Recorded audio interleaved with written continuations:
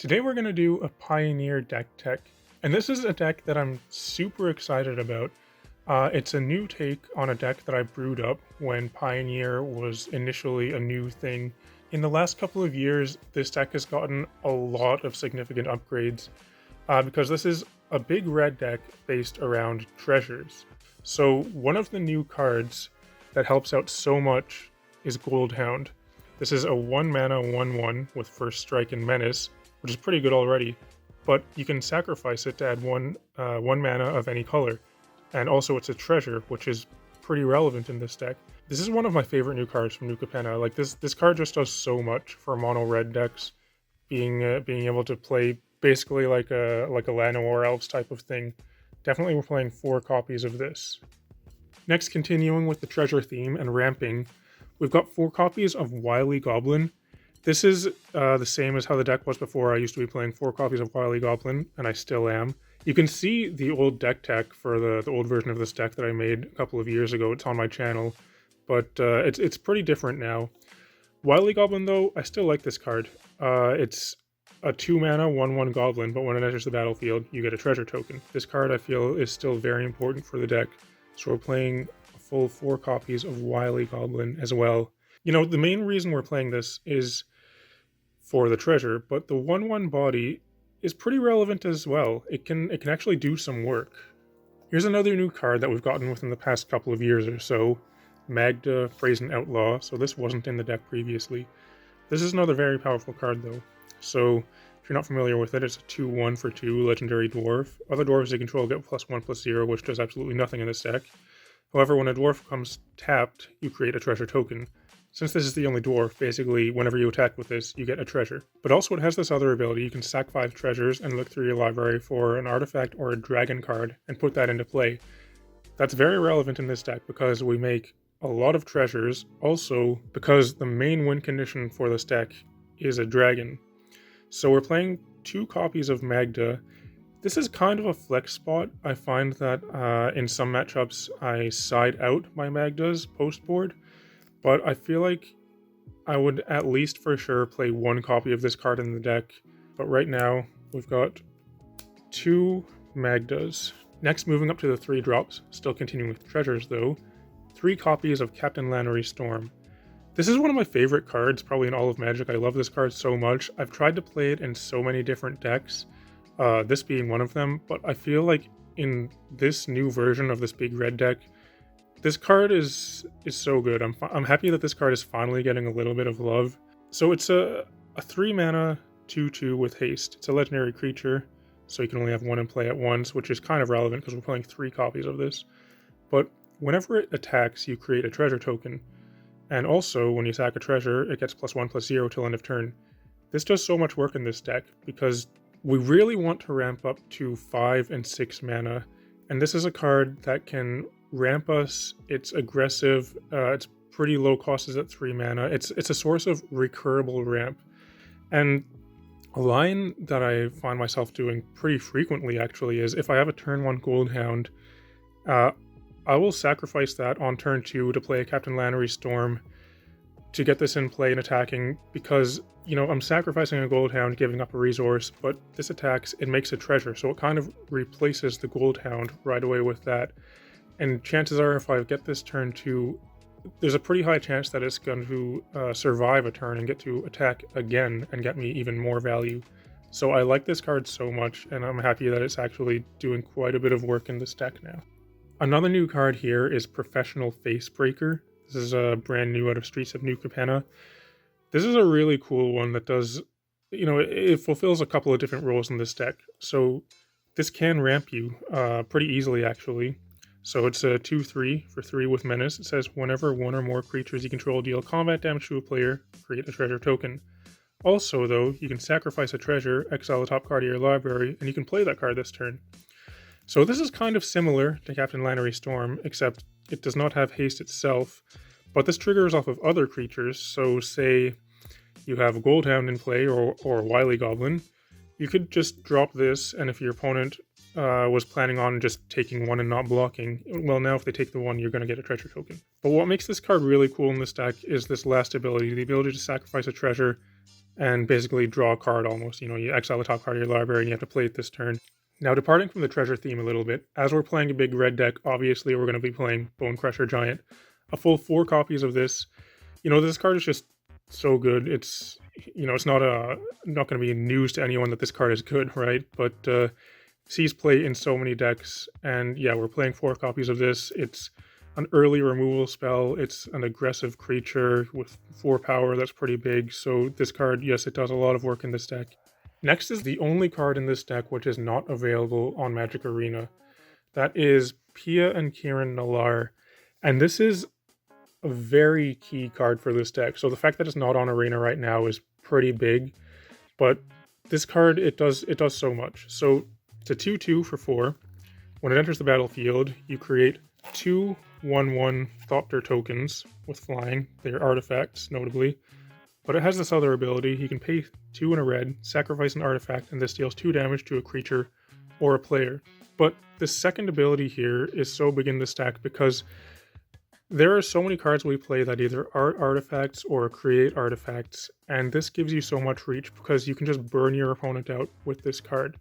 You know, 2 damage doesn't sound like a lot, but having the ability to sacrifice any number of your artifacts to do it any number of times you want, yeah, it might take a few turns because you have to pay 3 mana each time. It just, once this does eventually get added to Magic Arena, I feel like, you know, it might just push the deck over the edge. Because right now, you know, I'm the only person that I see playing this kind of deck, but I've had a fair amount of success with it so far, and I don't know, I feel like now that it has some of these new toys, like, I feel like it might be more than just this weird brew that I've made. It seems legitimately good to me now.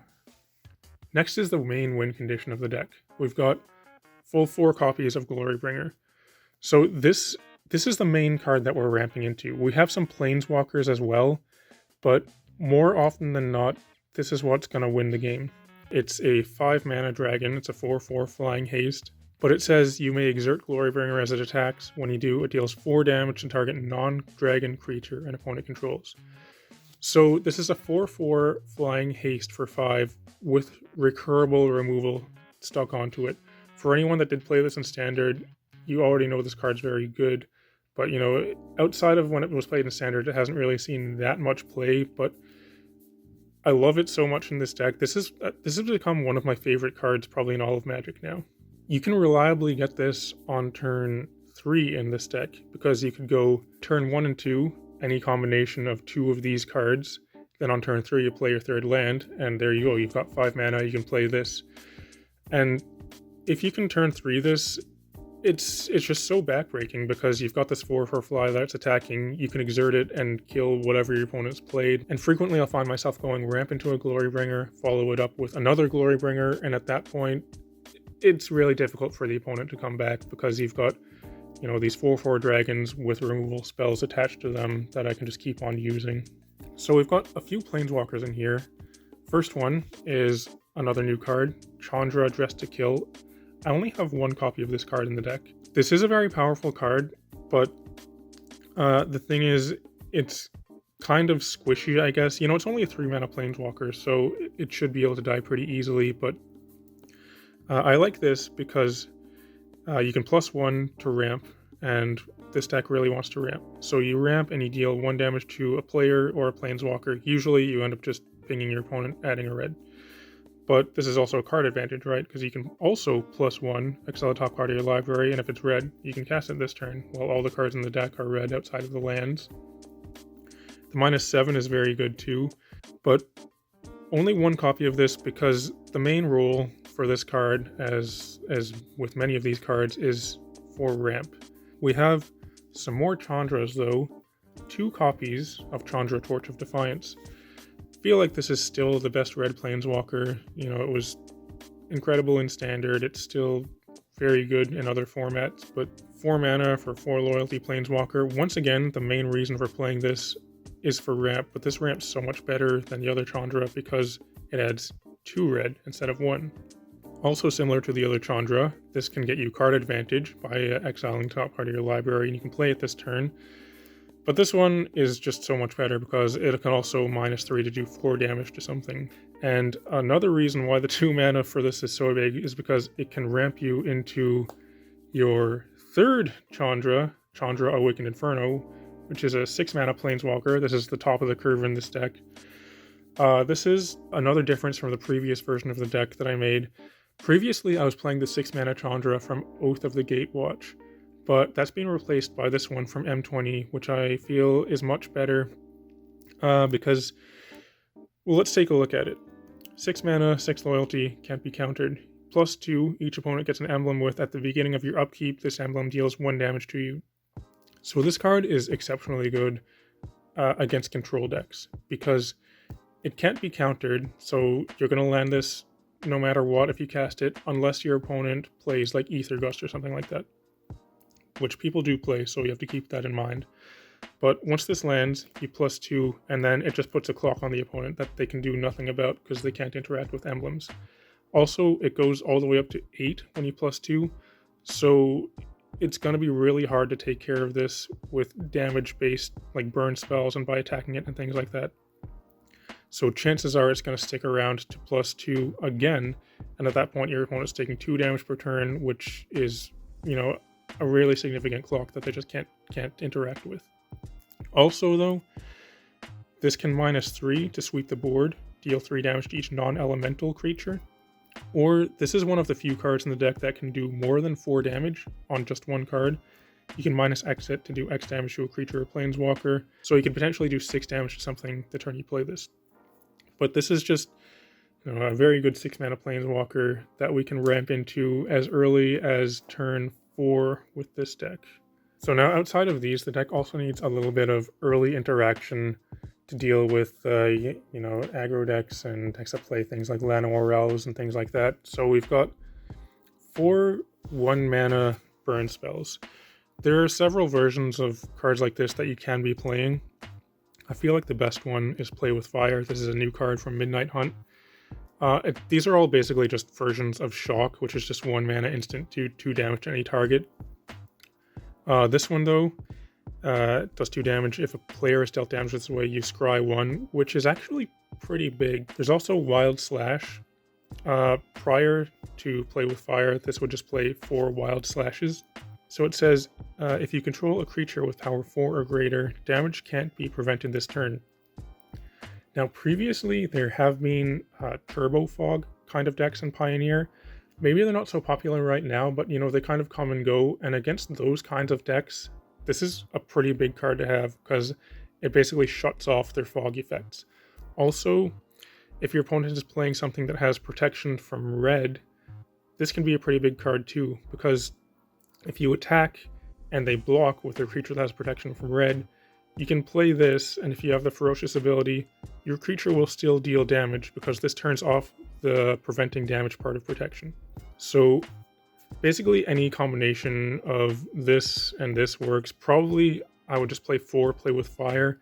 I've got this set up right now because I only have 1 Play with Fire at the moment, but I would say just play 4 1-mana burn spells.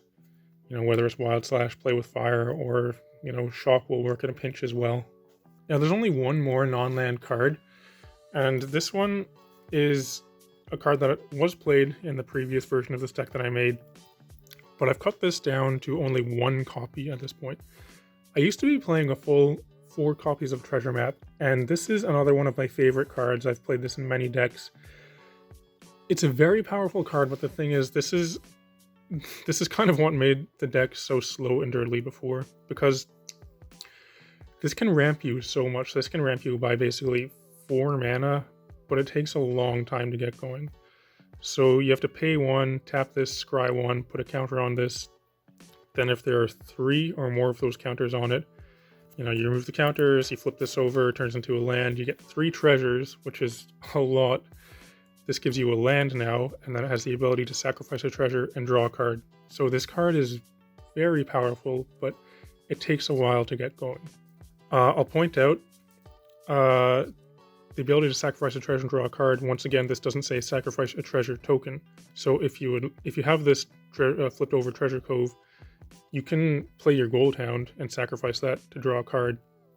But also, if you have this land, it's so big for this deck because so many of these cards make treasures. So, that basically, if you have this land, any of these cards that make treasures, they basically also say draw a card because you can just sacrifice the treasure they make to draw a card. Okay, I've shifted these up to make some more room, and we're going to take a look at the lands now. So we've got a couple of the flip lands, or however you want to call them, the modal double-faced things, but one copy of both Shatterskull Smashing and Spikefield Hazard. Shatterskull, it's a removal spell on a land, so probably we want to be playing at least one copy of this. Having to pay 3 life for this to come into play untapped on the other side, 3 life is a pretty significant cost, but I feel like definitely you want to be playing at least one copy of this in the deck. And also one copy of Spikefield Hazard. I actually like this better than Shatterskull Smashing. The thing is that this always comes into play tapped as a land though, so I've only got one copy in here because coming into play tapped can kind of be a deal breaker sometimes. Doing 1 damage to any target at instant speed is pretty decent, on a land, and this is basically a 5th 1 mana removal spell like these, so it can be pretty helpful in matchups against aggro decks and things like that. And actually, the fact that it exiles something can be pretty big because there are graveyard-based decks in the format. Also, one copy of Sokenzan, the new channel land from Kamigawa. I feel like this whole cycle of lands, if you're playing a monocolored deck, it's basically just a free inclusion. It's kind of the case here as well. You could play multiple copies of this, but I'm playing it because it's basically a free inclusion, and the channel ability has definitely been relevant so far. So I definitely like this card in this deck. We've got a full 4 copies of Ramunap Ruins. This is another card that I like so much. So it's a desert. It's not a hash-up oasis, but from the same cycle. So you can tap to add a colorless or pay a life, tap to add a red. It comes into play untapped, which is huge. But it's a burn spell on a land that can't be countered unless your opponent has a stifle kind of effect. So definitely I like playing 4 copies of Ramunap Ruins. Now I've got a couple creature lands in here, both Mutavault and Mobilized District. You might have expected to see Faceless Haven instead of Mobilized District, but the thing is, we've got so many other non-basic lands in here that you can't necessarily reliably have the 3 snow mana that you need to activate Faceless Haven. District, it's the least played out of this one, Faceless Haven and Mutavault, I would say, but it's actually very good in this deck. So it's a land, you can add a colorless, comes into play untapped. You can pay 4 and have it be a 3/3 citizen creature token with vigilance till end of turn. The thing is though, it costs 1 less to activate for each legendary creature or planeswalker you control, which is pretty big in this deck, because let's just take a look at our legendary creatures and planeswalkers. Starting at 2 mana, we have Magda, so that will discount it. At 3 mana, we have Captain Lannery Storm. At 4 mana, we have Pia and Kiran Nalaar. We also have planeswalkers, both 3, 4, and 6 mana, Chandras. So it's not that uncommon for the activation for this to only cost 2 mana, or maybe even 1. Mutavault, though, it's just reliably good. It's only a 2/2, but it always only costs 1 to activate. So, any combination of these two I feel is good, whether you want 2 Mutavaults, 2 Mobilized Districts, or if you want to mess around with the mana base and make it more tilted towards snowlands, you could definitely play Faceless Haven here as well. As there are 12 mountains, so those could just be snow mountains. That could be enough to play Faceless Haven, but right now I've got 12 basic mountains in here. There are still some more lands, which I think are the most interesting lands. I'll point those out now. I've got 4 copies of Riverglide Pathway. You may be wondering, why do I have a blue/red land and a mono-red deck? Well, this, I think, is one of the coolest things about the deck. This is a mono-red deck, but in the sideboard, we have some blue cards, some black cards as well, actually.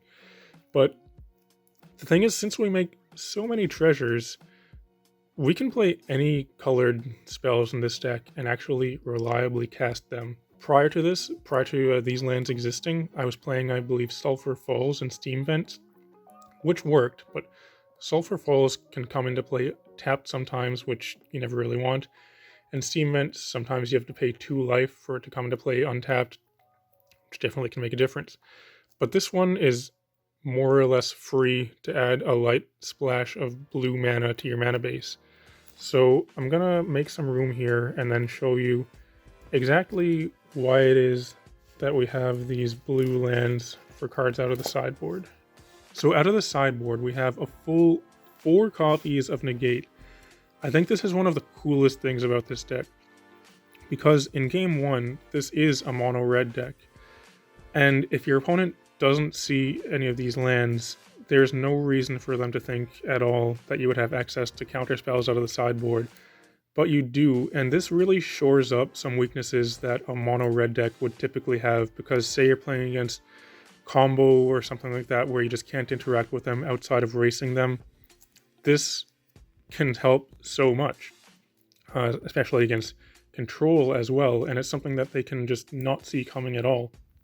And like I said before, you have these blue lands that can cast them, but you don't even need these to cast them because the deck makes so many treasures. You can just spend your treasures to get the blue mana that you need to cast Negate. So here's another non-red card that we're playing. 3 copies of Leyline of the Void. Now this one, sometimes you see this card in decks where they can't cast it at all, because, you know, if you start the game with this in your hand, you just put it into play, right? But if we draw this later in the game, we can still cast it, once again, through treasures. And this is another meta-dependent card, so there are actually some very powerful graveyard decks in Pioneer, so right now I've got 3 copies of this in the sideboard. As for the rest of the sideboard, they are red cards. We've got a couple copies of Banefire here. This, you know, you can make so much mana with this deck, so you can just burn your opponent out with the Banefire. It's great against control because it can't be countered. So 2 copies of that. I've got a Thundering Rebuke here, because sometimes you just need more burn spells that can do more than 2 or 3 damage. So Thundering Rebuke do 4 damage to a creature or planeswalker at sorcery speed though, but this can be pretty relevant to kill some larger creatures. I wanted at least one more 1 mana burn spell just to help deal with aggro decks and you know, decks that are faster than this. So I've got a 5th 1 mana burn spell in here. I've got a Wild Slash. Got a couple copies of Abrade. Once again, just more early removal. 2 mana, can do 3 damage to something, but this is also artifact removal, which can be quite relevant. Maybe you need to kill a Witch's Oven or something like that. Got a Fiery Cannonade in here. This is actually pretty useful because against go wide decks, there are many different versions of this card, right? Instant speed, do 2 damage to usually they do 2 damage to all creatures minus some kind of weird thing. The one for this one is each non-pirate creature. This is the one that I've chosen because actually we have 7 pirates in the deck. We have 4 Wily Goblins and 3 Captain Lannery Storm. So the fact that this says non-pirate can actually be quite beneficial for us. Then I've got the 2nd copy of Treasure Map. Like I said before, Treasure Map is super good in some matchups, but in others it's just too slow and dirtily. So I definitely want to have my one in the main, but in matchups where it is exceptionally good, I want to have access to another one out of the sideboard. And that's the deck though. Like I said, I'm super excited about this. It would be great if I could play this in the deck as it is here on Arena, but currently it's missing one of the key cards in Pia and Kiran Nalaar. But outside of that, it is quite fun to be playing this in the Explorer format on Arena, and I have high hopes for this one. Like, I played the older version of this deck before, and it did pretty well, but it was a bit too slow to get there sometimes. But I feel like now with these new toys, I think the deck is actually quite good. One card you might expect to see in here is Goldspan Dragon. I have 0 copies in here currently though, because I feel like Glorybringer is just a better card for this deck specifically. But you could potentially play Glorybringer and Goldspan Dragon. I would definitely be into that. But anyway though, I'd be interested to hear your thoughts on the deck. I feel like there's still quite a bit of room for customization in a deck like this. There's lots of, especially in the sideboard, since you can play any color of cards. But there's lots of, new red mid-range / big red cards that have been printed in the last few years that could fit in here. Definitely lots of treasure stuff that could work well in here. Imagine if this deck had access to Ragavan, that would be nuts, but Ragavan is not in Pioneer. But let me know what you think. I'd be interested to read your thoughts on the deck. If you're still watching though, thanks for watching. It'd be cool if you could like and subscribe and all that kind of stuff.